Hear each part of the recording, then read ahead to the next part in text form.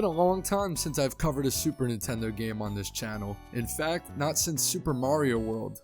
Today, let's explore a Super Nintendo game that has gone under the radar. Super Pinball Behind the Mask for the Super Nintendo.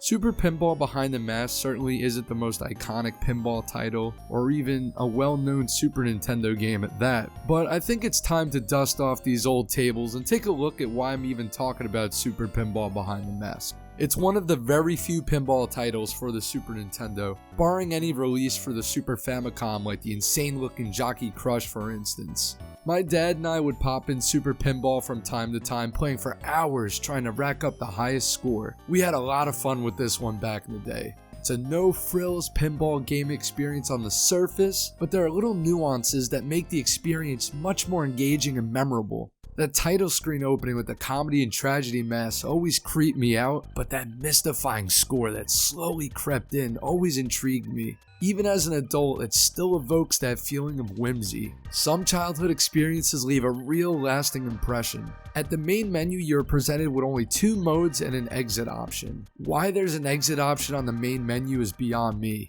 It's not like you have a home interface or desktop to return to like any modern gaming setup. In competition mode, you can play with up to 4 players and take turns to see who the real pinball wizard is. What's neat about competition mode is you can choose to start on whatever board you'd like, as opposed to conquest mode. Conquest mode serves as the main course of Super Pinball Behind the Mask. In it, you progress through each board in order from Jolly Joker to Blackbeard and Ironmen, and my personal favorite, the Wizard. Maybe it's just me, but the Wizard looks an awful lot like Alan Rickman. Not that I knew who that was back then as a kid.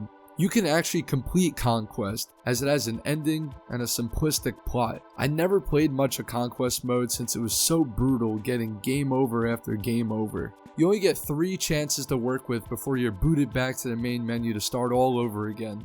Yep, it sure is a 90s game. You lose.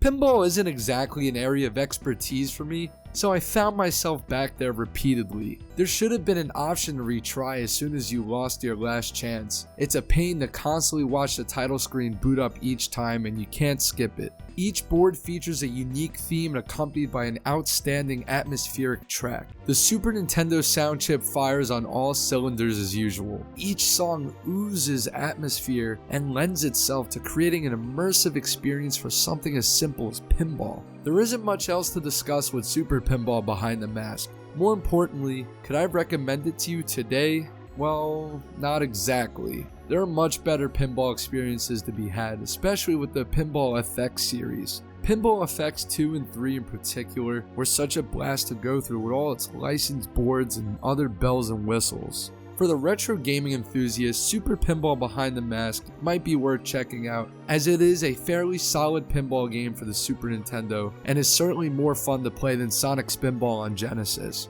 The music by itself is worthy of a listen at the very least, especially the end credits track. The soundtrack didn't have to go that hard. Since nostalgia is one hell of a drug, I will always have a reason to boot this up and channel my inner flipper wizardry.